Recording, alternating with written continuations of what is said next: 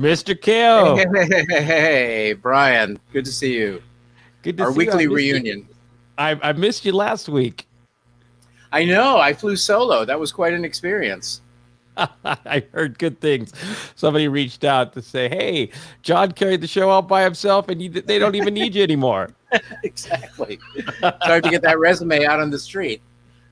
Oh well, it's a pleasure as always to see you, and I am looking forward to actually seeing you in person. I think I have a trip planned to San Francisco, so I will Oh, time good. it around some time with you, my friend. Excellent. And We the salon misses you, and we've got a lot to talk about. So let's get together. Indeed, sir. Indeed. And hello, everybody. Welcome to Intersections. It is a pleasure. Before I officially kick you off, I just want to say thank you. John and I are just quite quite ecstatic that you join us here every week. And boy, the guests that we have always, I swear, it's like being in school all over again if you got to choose your teachers every week and the lessons you learn. So with that said, I'm going to go ahead and just kick us right into this week's episode. Welcome to Intersections. It's a weekly conversational jam session that dives deep into the intersections among technology, innovation, culture, and ideas. We bring diverse personalities together, and we also bring worldviews together in service of the greater understanding of the way the world is evolving, the way it should evolve, and then also the greater unlearning that requires to move forward in new directions. This show wouldn't be what it is without you, but it also wouldn't be what it is without Mr. John Kao, whom The Economist has called Mr. Creativity and a Serial Innovator. He's also the best-selling author of Jamming, the Art and Discipline of Business Creativity. He's also a Tony-nominated producer of film and stage. He's also he taught at Harvard Business School, served as visiting faculty at MIT Media Lab in Stanford, and he's just an all-around amazing human being. John, welcome to Intersections. Hey, Brian. So we traffic in intellectual jazz here. It would seem in these jam sessions where we intersect. Yeah, and so I'm so privileged to have you as the other part of this amazing duo of facilitation. Uh, Brian has been my partner in this activity since the very beginning and brings a complementary perspective to our shared obsession with innovation and the clarification of innovation in this 21st century, not just disrupted, but this era that's festooned with discontinuities. So Brian has been a domain expert, thought leader, pioneer, explorer in the arena of digital before digital was really even a thing, and has bridged between digital and the topic of innovation, marketing, reputation management, has been a pioneer in social media, published in many, many formats, books, articles, blogs, keynote speeches, and more. And amid all of that, even has a day job, which is global evangelist for innovation at Salesforce. So together we are mighty. Together we are mighty, indeed. In fact, you just made me think of something. I'm gonna ask you to take a look at something I've been working on because I would love your honest to goodness input. And with that said, before we kick things off and welcome our first guest, who's actually backstage right now, I would love to hear from you. John would also love to hear from you in terms of where you're tuning in from. Where are you in the world? What's on your mind? Share your comments and ideas, and also questions for our guests, because we feature you as part of the programming. And with that said, we'll go ahead and just jump right in. Erica, are you with us right now? Yes, let's bring you up. Here we go. I'll add you to stream. Oh, it looks like G was adding you to the stream at the same time. See, you can tell I missed 1 week and I'm already rusty. And also, I've been told that I have sporting the Perry Como look today. So don't be surprised if at some point I start crooning to both of you. With that said, Erica, welcome. Let me introduce you formally. You're the world's leading authority on 21st century collaboration and connectional intelligence. I'm also looking over here where I have some bits about you that are just jaw-dropping, that you're the Oprah of management ideas, according to Thinkers 50. You were named the #1 female keynote speaker last year by Real Leaders, and Global Gurus has named you one of the top 20 leading management experts. So we are privileged to have you with us, Erica. Welcome. It's so great to be here with you, Brian and John. Well, I see that you have an empty whiteboard there to your left, so we're going to have to fill it up with some ideas that we take away from the show. So we'll treat it like and John, that reminds me, we have to bring that to life, that real time jam session where we bring these ideas to life. So with that said, Erica, I mean, I don't know about you, but I heard silos were no longer a thing in business. What's going on? Are you not keeping busy anymore? We in the last year, we've seen more disruption, but more innovation. And I believe in the past 10 years, all of leaders around the world across every industry has had to reimagine how they connect and collaborate. Digital tools that got little traction for years are now business requirements. And in many ways, well before the pandemic, we were already struggling with how to drive innovation in a digital world. And today, I think what we've learned is that we can use the ways of working that have been fast forwarded in the last year to be more inclusive, more collaborative, and more creative than ever in the past. Yeah, that's actually well said. I gave a presentation a couple weeks ago on the idea of diversity, inclusion, and equity as it relates to bringing new ideas to the table, not just for the way that we should work as human beings together, but actually what it means when you bring diverse thinking and backgrounds and cultures together to unlock things that other people might never have seen before. But with that said, the other thing that I've noticed is that when you bring people together to solve for something amazing, especially like these times call for, do you feel that we're still kind of stuck in digitizing yesterday's processes and ideas of what business is? And if so, what's that formula to get people to start thinking differently moving forward in this new world? Brian, I just launched my new book. It's called Digital Body Language, How to Build Trust and Connection No Matter the Distance. It came out last week. And I think that in many ways, what we've learned is that the speed of technology adoption moves much faster than what we normally think.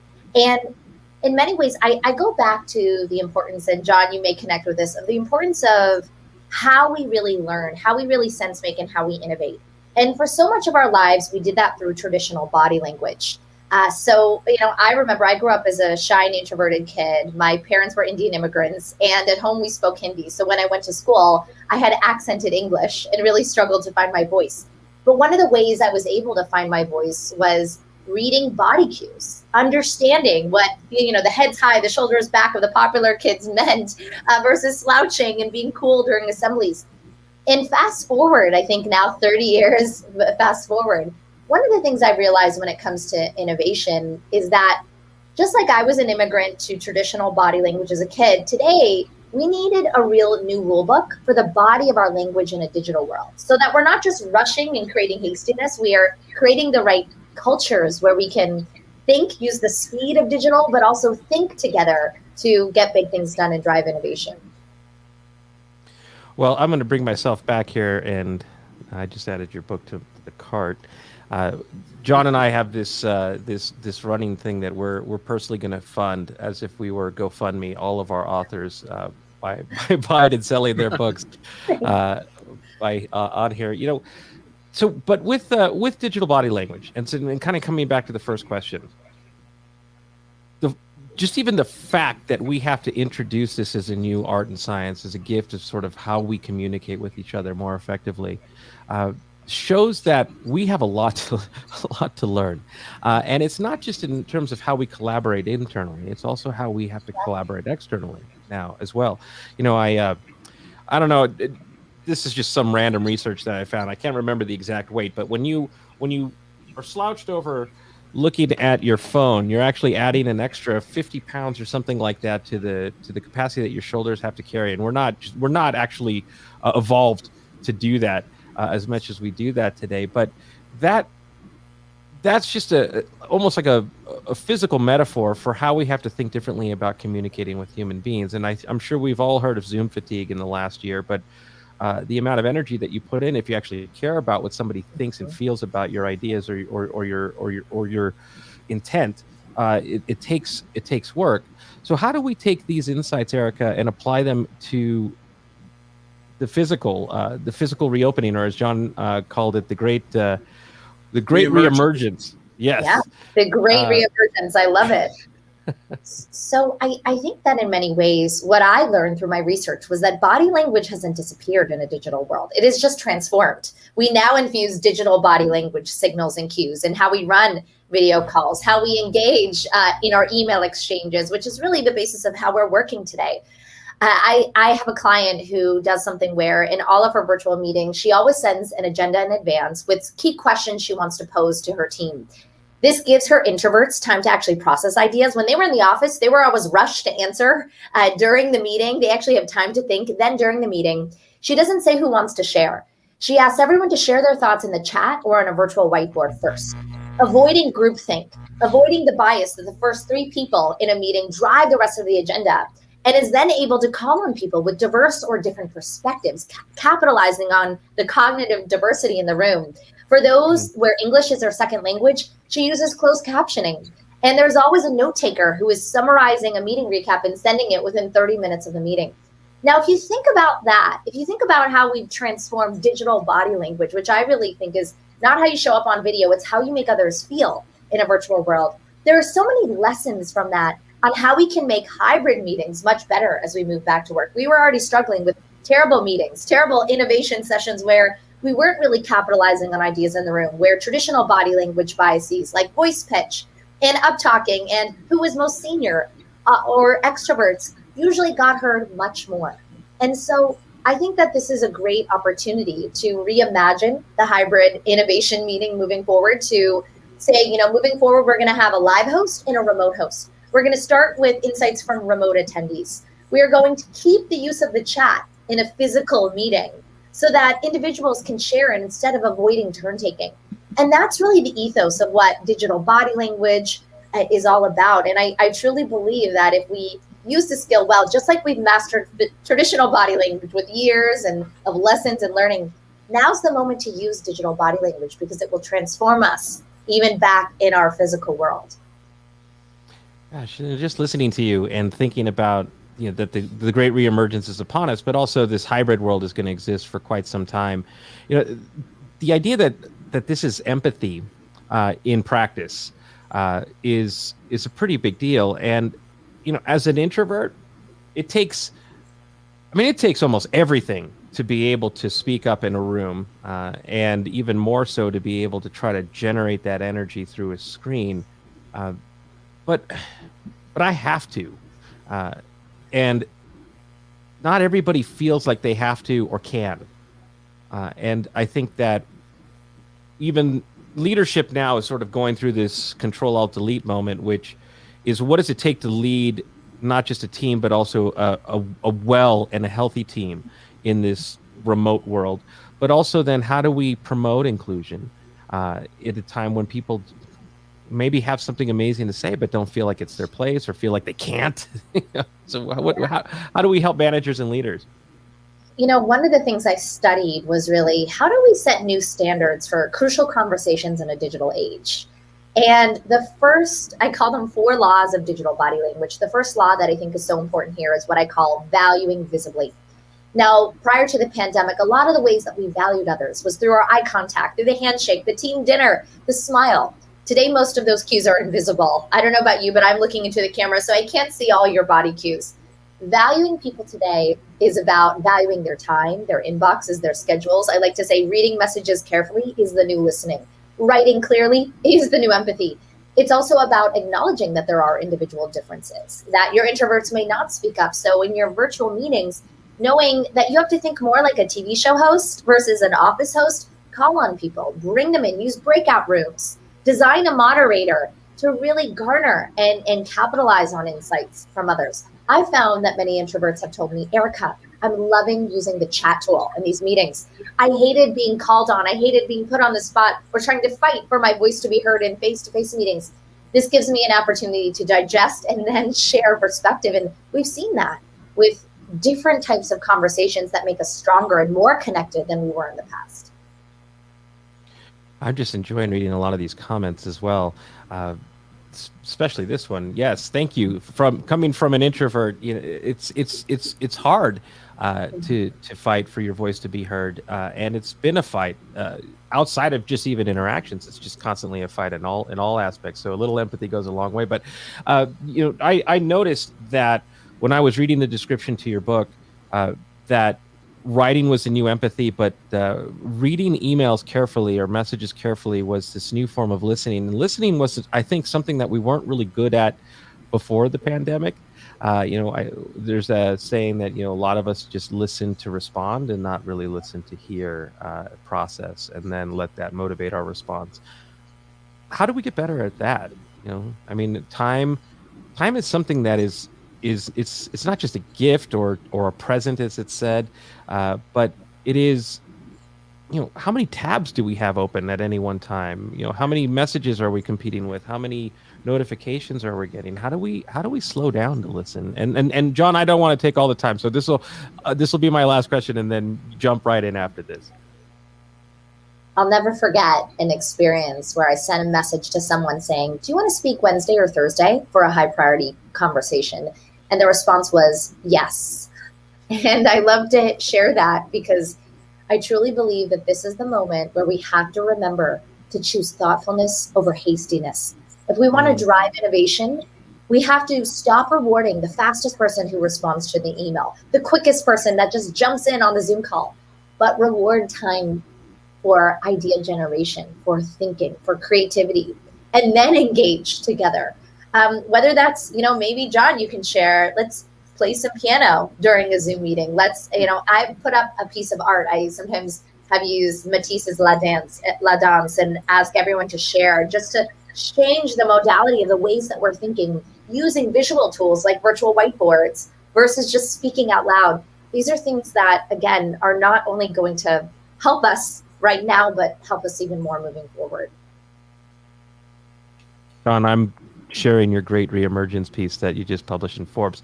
Erica, thank you for that. As you could tell, a lot of comments are coming in that are sharing the fact that you're getting them to think differently, that they need to see these things differently, that they didn't even think about a lot of the things that you're bringing up. And I guess that's the point, is that we don't know what we don't know until we know it. John, over to you. So imagine this scenario, Erica, where you're a CEO, not necessarily the most digitally literate professional, but you have to establish your presence in a company of 100,000 people.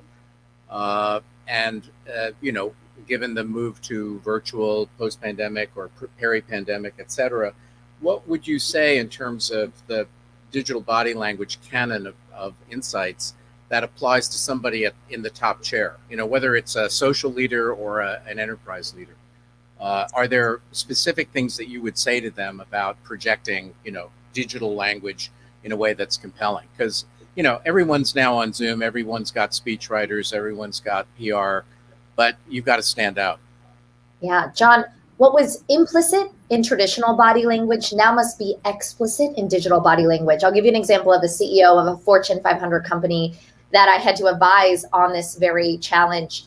Previous to the pandemic, he would run town halls with thousands of employees. He would come into a room, use his gregarious traditional body language, read a corporate communication script, get everyone excited, and everyone felt good enough, appreciated. Right. Mission accomplished. Then fast forward to the pandemic, last March and April, he thought he could do the same thing. He would come on a Zoom call, read a script. Everyone could tell he was reading the script and not engaging. It fell entirely flat. Employees were actually insulted by how thoughtlessness this engagement was. So I worked with him to upgrade his digital body language. The first thing we did is, instead of him presenting on that call, he sent a video in advance of the business update, asking all the employees to watch it in advance. Then during his town hall, he created an Ask Me Anything format, where instead of reading from a communication script, it allowed employees at all levels across all parts of the organization to ask questions to this leader around what was going on, what was difficult,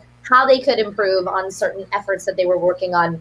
He also brought in acknowledgement. He valued others visibly, whether it was celebrating birthdays to acknowledging losses, to sharing his own vulnerabilities.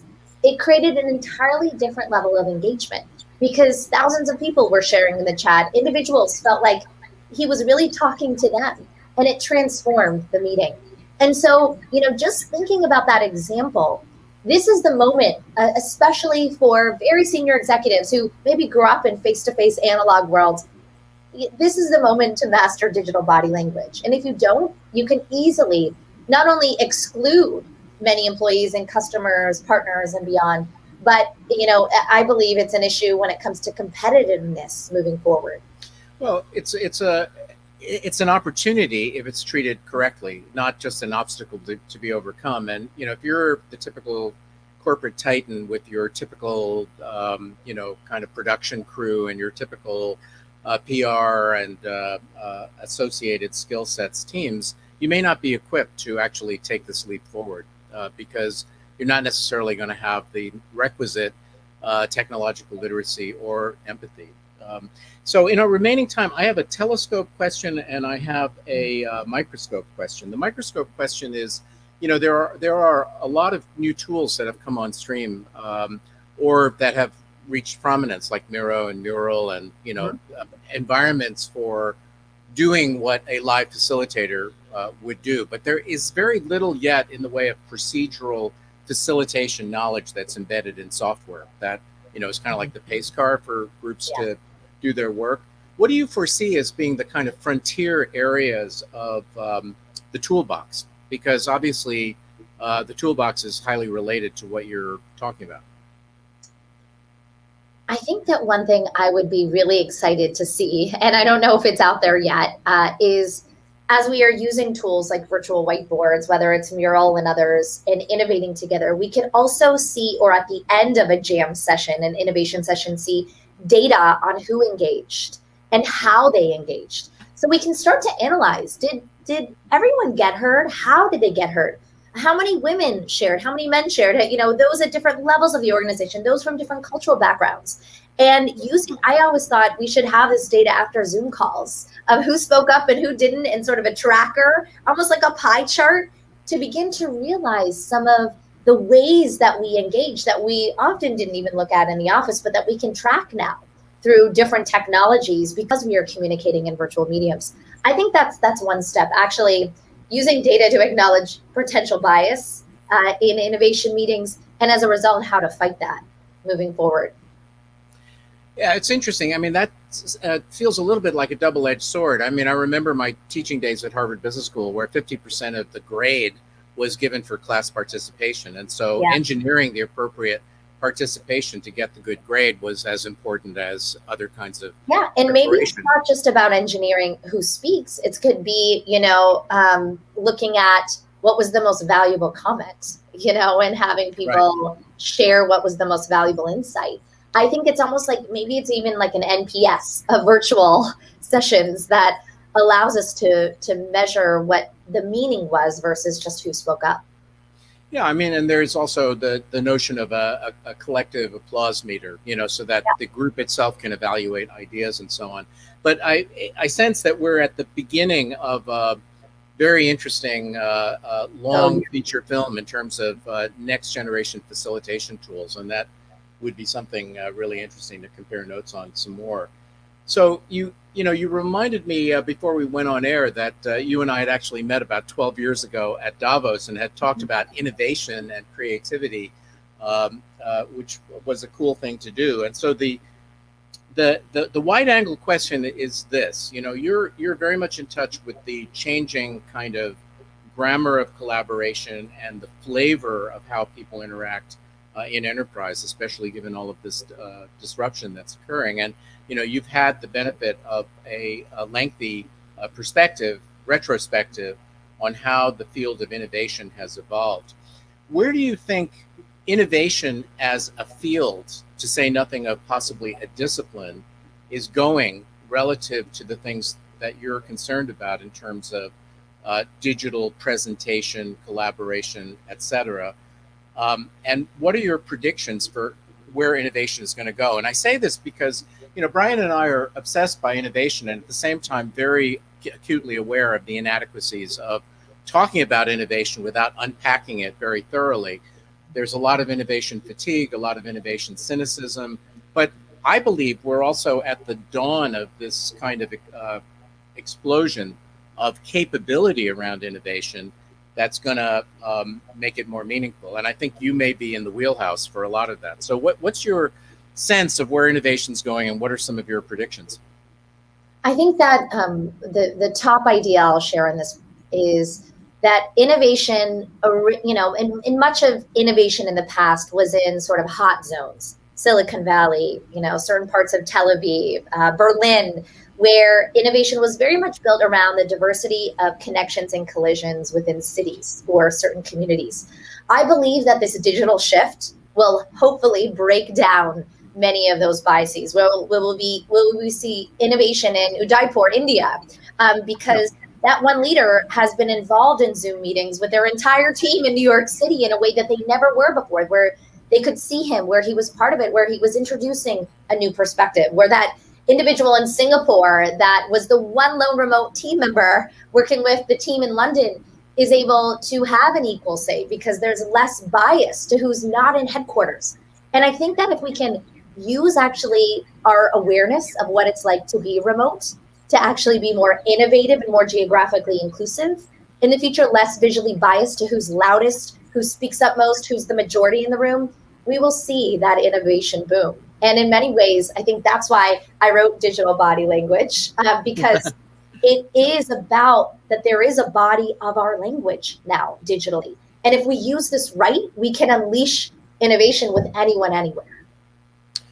Peter Leiden, who was on the show, actually, I think he was our very first guest, is a futurist who's written about the big inexorable trends, one of which he says is accelerated innovation.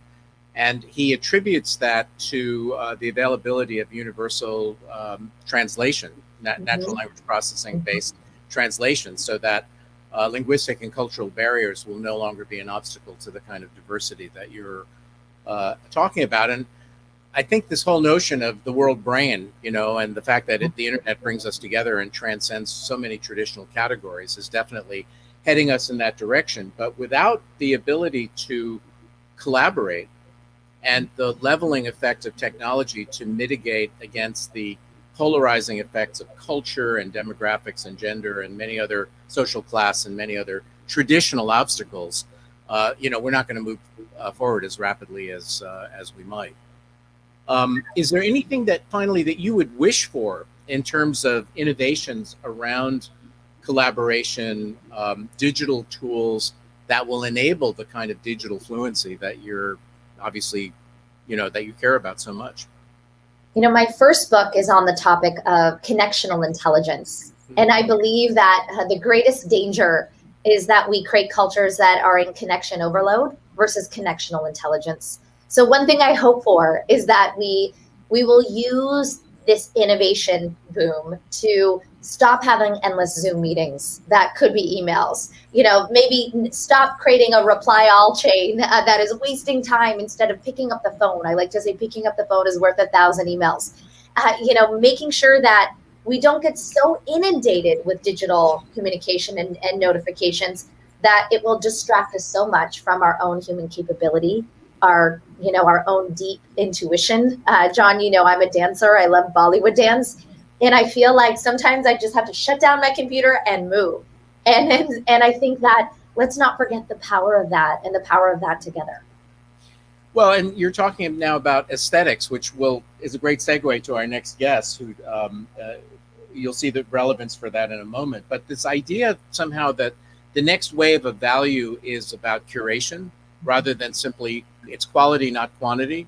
So whether it's just the unsolicited messages or the news or communication, I think that's really relevant. And I'm going to think a lot about this notion of reading as, as a new form of listening, because there are smart people. I mean, Jeff Bezos did that with his famous 6-page memos. That was listening. Yeah. Right. It wasn't reading 6-page memos. It was forcing everyone to listen carefully and then respond. So there are interesting examples of what you're saying all over the place. And with that, I think we have come to the end, alas, of our time, but plenty of stuff to be followed up on for sure. Thank you so much, Brian and John. Oh, thank you, Erica. Great to see you. Thank you so much. Amazing. And Digital Body Language, that is the book to get. Thank you so much. As we can see, I know we've already sold one copy to Patrick, who's mentioned that. So thank you very much. We'll see you next time. Bye, Erica. Wow. She got me thinking about some work that I did about 10 years ago. I started studying how we were all in one way, shape, or form becoming digital introverts as a form of what it means when you get completely immersed in scrolling and being digital all the time in your social life and not just your work life, and how that also forces the need for not just digital fluency, but mastery and understanding the human dynamics that's affected by digital. So there's a lot to unpack. It probably need to dedicate another 10 sessions. I mean, there's also digital emotional intelligence, right? I mean, right. The cliche is also the super introverted person who never goes out of their, cubicle apartment because they're surrounded by computers and surrounded by a digital domain. And there's actually clinical syndromes that describe, computer related disorders that are not an insignificant part of this landscape. So we have to be sensitive to all of the emerging patterns of behavior around this. Speaking as an ex-clinician. Amazing. Well, John, with that, I'll turn it over to you to introduce our next guest, who's backstage right now. Sure. So I'm really excited to introduce Alan Moore, who has a distinguished academic career at MIT Sloan School of Management and INSEAD, but has been working in the areas of creativity and business transformation for quite some time, and whose work focuses in particular on the topic of beauty. So the whole notion of helping businesses to discover their unique beauty is reflected in a book that he wrote in 2016 called Do Design, Why Beauty is Key to Everything. So he's an artist. Actually, I have to read the catchline from his bio, which is, every day Alan tries to lead his life as beautifully as he possibly can. So who could argue with that? And welcome to the show, Alan. Thank you very much. It's a pleasure to be here and excited to be talking with both of you, John and Brian, this evening. Indeed. Well, I can certainly relate to your quest for beauty as someone who's pursued beauty in music since about the age of 5. Mm-hmm. And that's been my medium, so I can empathize. I want to start with a very fundamental question, though, which is, how do you define beauty? Marvin Minsky said that there were certain words like truth or beauty or freedom or democracy or purpose or innovation that were suitcase words because you had to unpack them to really understand what they meant. And beauty would seem to be one of those. And I'm sure there are lots of different reactions to your, kind of mission statement, right? I mean, I can imagine people resonating with it and saying, at last, someone who wants to inject aesthetics and beauty into business, and other people who might say, what do we need beauty for when we're really concerned about the bottom line? So first of all, how do you define it? And then let's get into why it's relevant for business. Well, let me start with how I arrived at wanting to write and to write about beauty and to work towards that. So 2015, after a very long career, which I'd done many different things, I really kind of arrived at a point where I thought, I need to go home to somewhere inside of me that's going to give me the means by which I want to do the work for the rest of my life. I've been gifted to do many different things, and that was great. I went back actually to being a 7-year-old boy on a beach in Cornwall, a family holiday. This memory had not come to me since really I had that experience. So obviously it was speaking to me in a very profound way.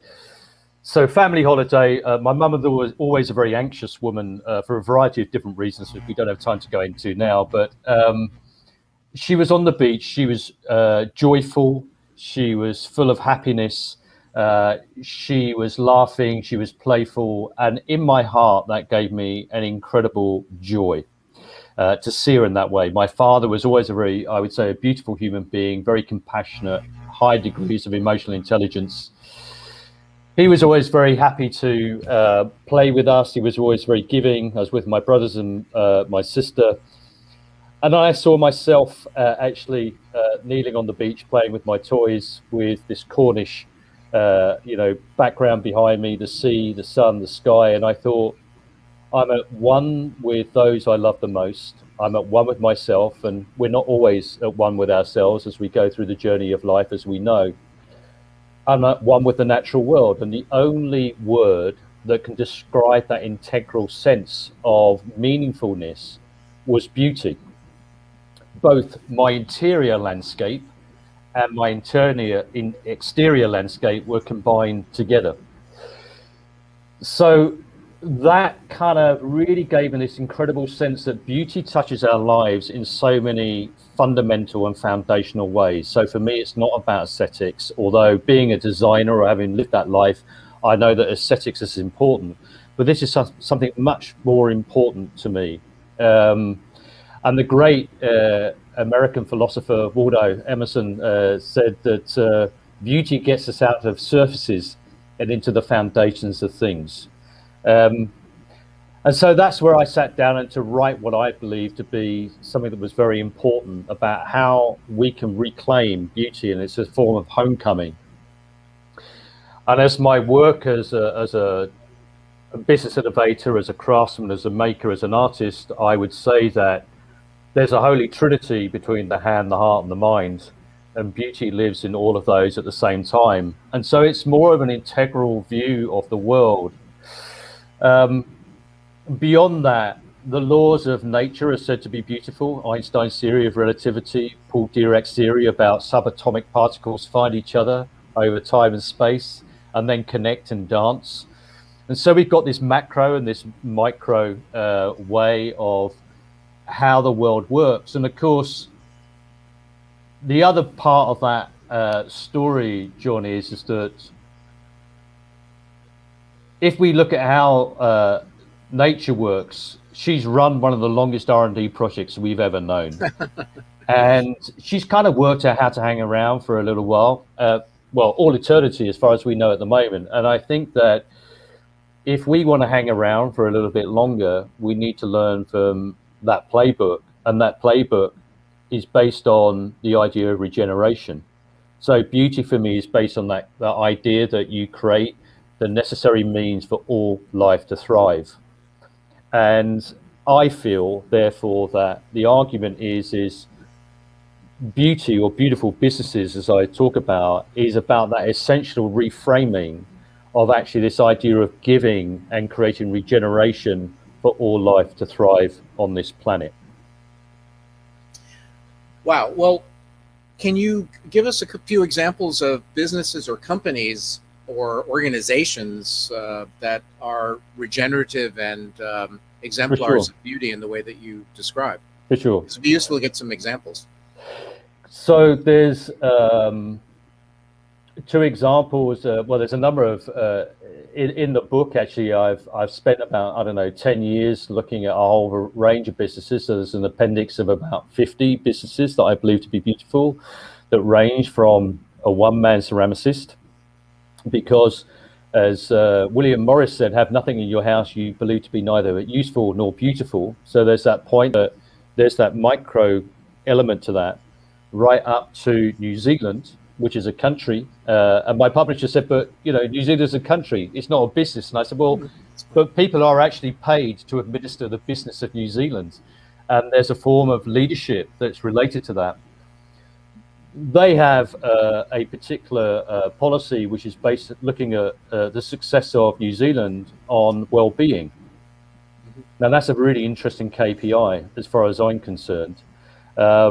Another example would be Climeworks, which is based in Switzerland, founded by two guys that love to ski.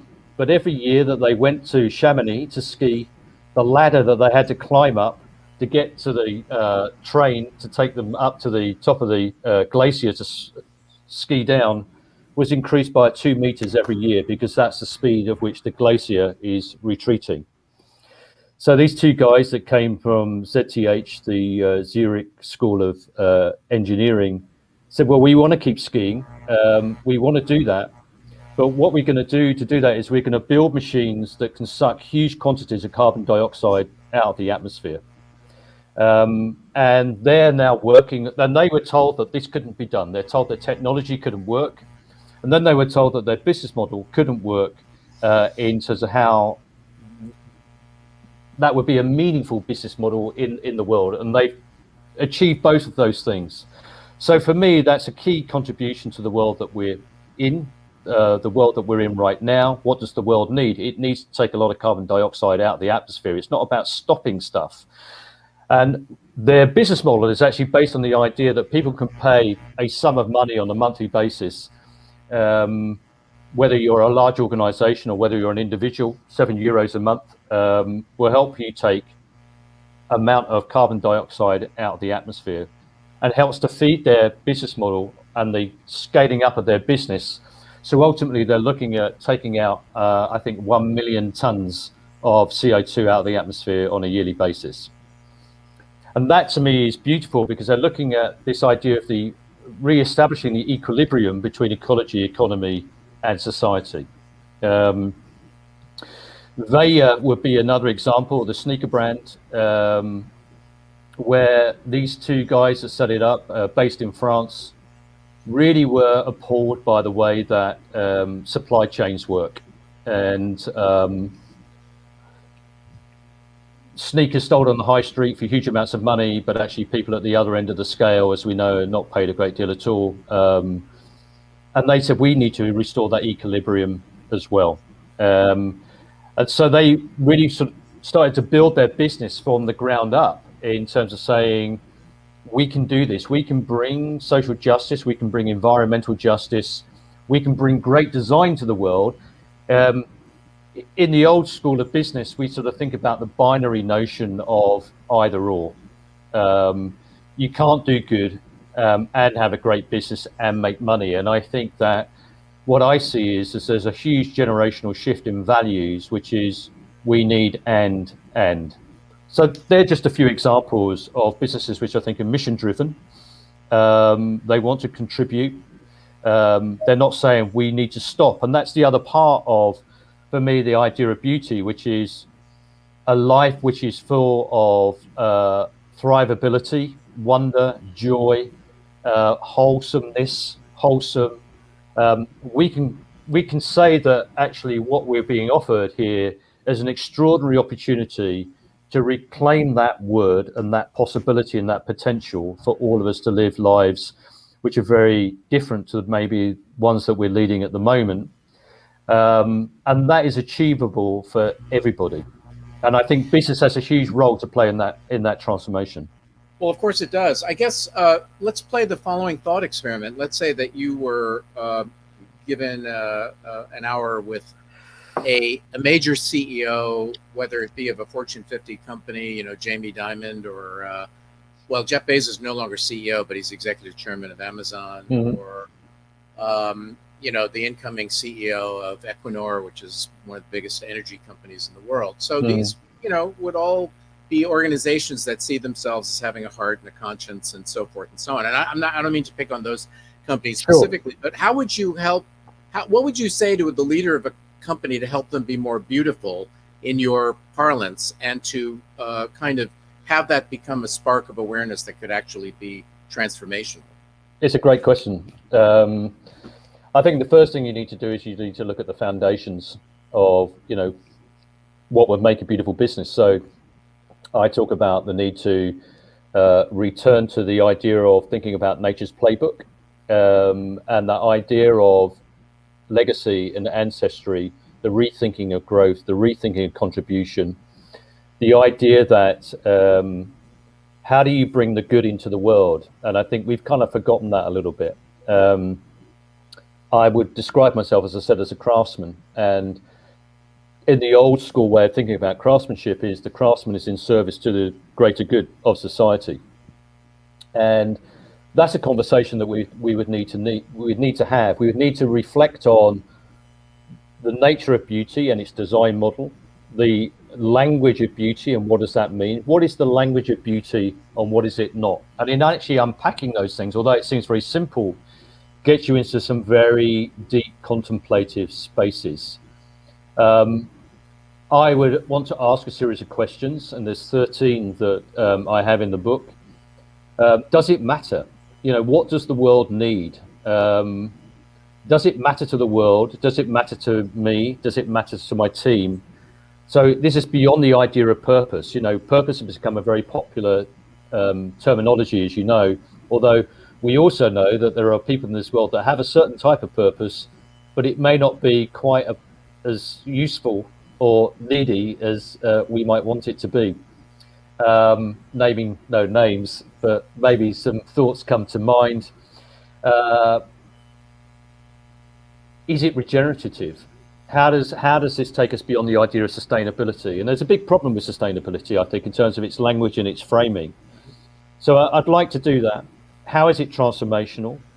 These are things I'd like to look at. The idea of circularity, a popular term at the moment, but the idea of what we take, what we make, and what we waste, is something that we also need to reflect on.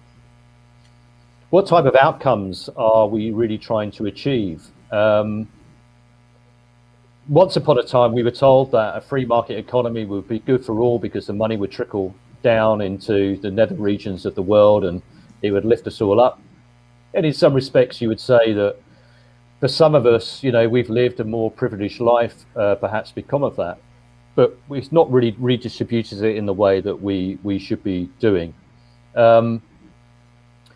And I think that there's a way of pointing to a whole range of different organizations and businesses where we can think about those things, and we can talk about your pursuit of efficiency ultimately perhaps does not deliver the outcomes which are going to create something which is going to create those conditions, for example, for all life to thrive. And the reality is so I'm just looking at the video now. So in this bit, I say one day some of us will be going to Mars, but not all of us are going to Mars. So we might as well fix the only planet that we've got. Well, it's so interesting because you're defining a whole new arena of, or a different arena of design's value proposition to business from the canon of design thinking and creativity tools and so forth and so on. I am well. Let me ask this then. So, organizations also probably run the risk of getting unbeautiful, to use your frame of reference. And I'm wondering the extent to which we're talking about a phenomenon that is leadership driven, right? Mm-hmm. I mean, so if the top person gets the epiphany, then this transformation may take hold. But to what extent is this an organizational phenomenon? And actually, let me park that for a second. Brian, I know you have to go in a few minutes. And I want to make sure that you have a chance to address a question or a comment to Alan, because this is a really amazing conversation. I don't even know where to start, to be honest, Alan. It's just it's a wonderful, warm notion to think about, and it actually just gives me hope listening to you speak. And I mean, I'm just gonna have to squeeze one question in, Alan, because I gotta leave in 3 minutes, unfortunately. No problem. To want beauty is to feel the need for beauty, and I feel that beauty is something of which we can appreciate within, and I fear that this world is losing touch with the meaning and need of beauty. And I would just love to hear from you, Alan. How do we re-inject the need for beauty in a time where it's just so elusive? Well, I think that we have to give ourselves the permission to have that conversation and to reclaim it. All I can tell you is that when I wrote the first book, the Do Design book, Why Beauty is Key to Everything, what came back from the world was extraordinary. Giving people the permission, because in a sense it's seen as a weak word, it's seen as an ephemeral word, as John started the conversation. And yet I know that if you turn up to talk about beauty, and people sense that you do it authentically, and you really mean it, they will really open themselves up to have that conversation.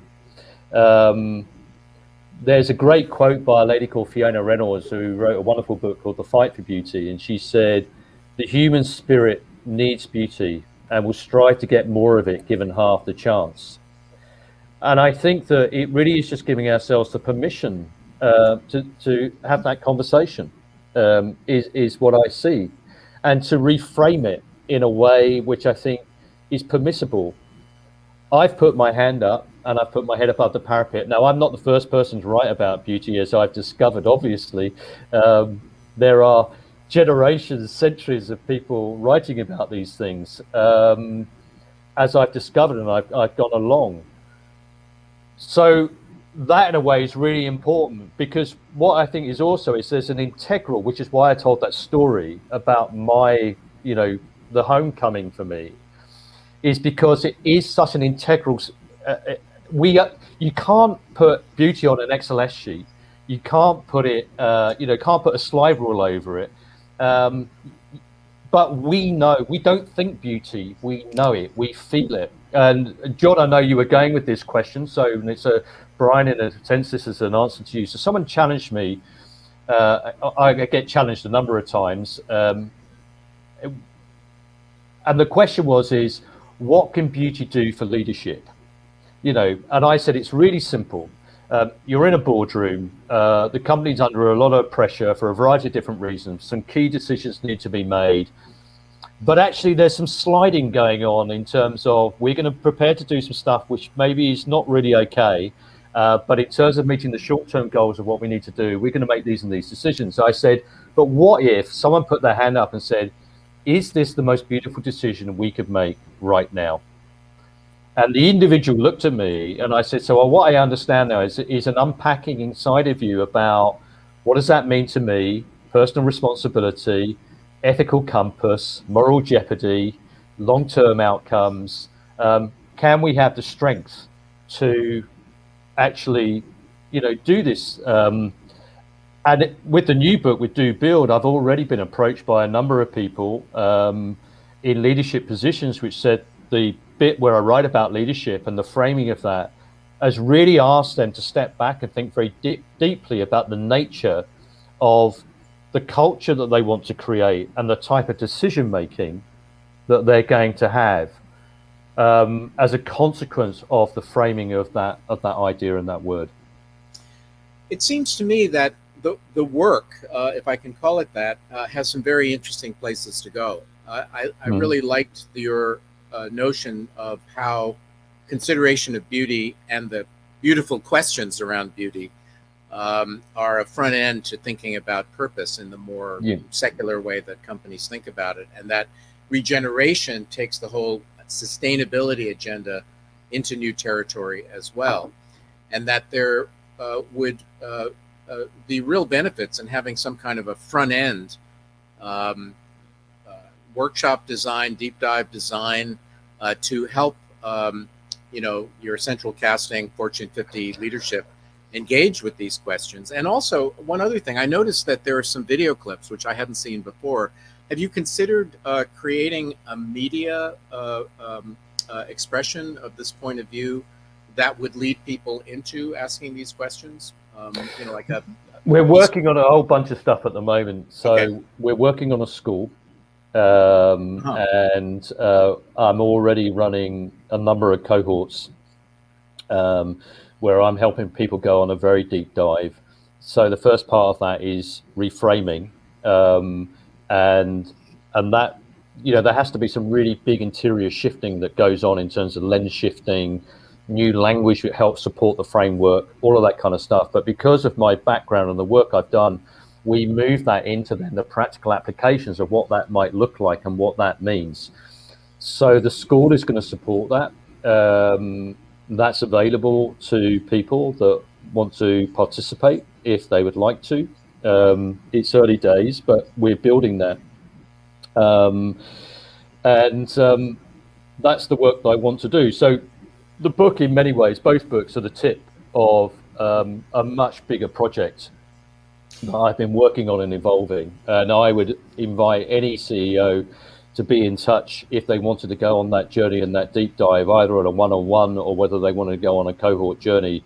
We're working on that, because what I say is that we need as many beautiful leaders and makers in this world as we can possibly get. This is not about me. This is about being in service to something which I think is extremely important right now, that we need to be in service to. Without question. So how do people find out about the school? Well, you can go to www.beautiful.business. There really is just sort of it kind of lays out the sort of thinking in a sense. People can get in touch with me, Alan at beautiful.business. We are in sort of beta at the moment. We're talking to a whole bunch of folks about that, but we're looking about doing that in a very meaningful and relevant way. So you've caught me as the you caught me on my surfboard. Yeah. As the good waves are coming in, and what's great is that the right folks are turning up right now for the right reasons and having that conversation. So if anyone wants to talk to me about it, we're open to have that conversation. But we can certainly work with people already with tools and technologies, and the books have been developed into a whole way of giving a deep dive, a good dive, a reframing learning journey for people, which is important. And you showed a very clip. I do this thing called Walk With Me, where I take an individual on a walk. But I see the school as a metaphor. I will walk with people. We want the school to walk with people and to be able to hold them on a journey. We can be guides to helping people see their own potential best possible future. As I said, it's not about be like me. These aren't the 7 habits, et cetera, albeit they may be necessary. But I believe that if you find your own true, the purpose, the mattering, the meaning, and I mean, Interface is a great story of, Ray C. Anderson, that really had a transformational moment where he changed a huge company into thinking very differently about pioneering a huge supply chain into becoming a regenerative business. This is what we're about. It's not a cookie cutter. I don't want to be a sausage machine, but I think that we can really help develop people see the opportunity of what is happening right now and really contributing to a world I think we can all thrive in. Well, it's really exciting because I think, among other things, you seem to be about igniting the ethos of a deeper level of curiosity and inquiry, and not taking things for granted. I mean, so much of what I see in terms of corporate purpose and sustainability strategies and innovation strategies, they're just check off the box best practices. And you're actually drawing people into a spirit of inquiry in which the answers can only be revealed through deep work, much as, the search for beauty, as we know from the careers of artists, is never finished. It's an ongoing process. I'll circle back because we're out of time now to just one last comment, which is that what you said at the very beginning about your personal journey reminded me a lot of Eric Erickson's framework of adult development, in the sense that it culminates with what he calls integrity versus despair, and the emerging of wisdom. And integrity meaning a sense of the aesthetics and the harmony and the truthfulness and authenticity of your life, versus looking at your life as a mess. And that wisdom comes from being able to cultivate the perspective to be able to accomplish integrity in all of its imperfections, but also in all of its kind of human glory. So your journey now, in a sense, parallels the journey that I think you're so well positioned to take others on. Yeah. And that's very exciting. Yeah, I think it has to be an integral journey, John. I mean, it has to be. Now, that's complex and it's challenging. It's not maybe for everybody, but I know that it's the only way that we get to something much more meaningful. So, yeah, if please don't come to the school if you want to, get rich quick or how to build a unicorn. I'm not your guy. But if you're about that deeper dive, as you explained, and you make me smile because when I wrote a book 10 years ago called No Straight Lines, Making Sense of Our Nonlinear World, one of the things I was very interested in was how we build ourselves from the inside out. And Eric Erickson was one of the people that I read in great detail, actually. So that's a very interesting piece of serendipity that you bring there. So thank you. Well, thank you. Everything is connected, as they say. So it is. Yeah, Alan, it's great to speak with you. Good luck with the project. We look forward to staying in touch with you. I'm personally curious to see how the work gets embodied. And thank you so much for being here. You're more than welcome. Thanks so much for inviting me on the show again, and thanks to Brian as well. Absolutely. Okay, Ciao. have a good. All Ciao. the best to you. Thank you. Bye. Bye. Well, here we are, another episode of Intersections. Feel free to check out our archived shows on intersectionslive.com. To follow us, Brian and myself, on social media. As mentioned, I'm continuing to post on Forbes, and my latest piece on Are You Ready for the Reemergence just dropped on Tuesday. I'll probably be reposting it a bit. We are now approaching the summer, where we're going to be getting some additional help to work on our long-awaited newsletter, and also the print versions and the short video clip versions of this massive trove of material that we've assembled. So stay tuned, because there is a lot more to come. So thanks for being here, and Gregarious, maybe you can take us out with a little music.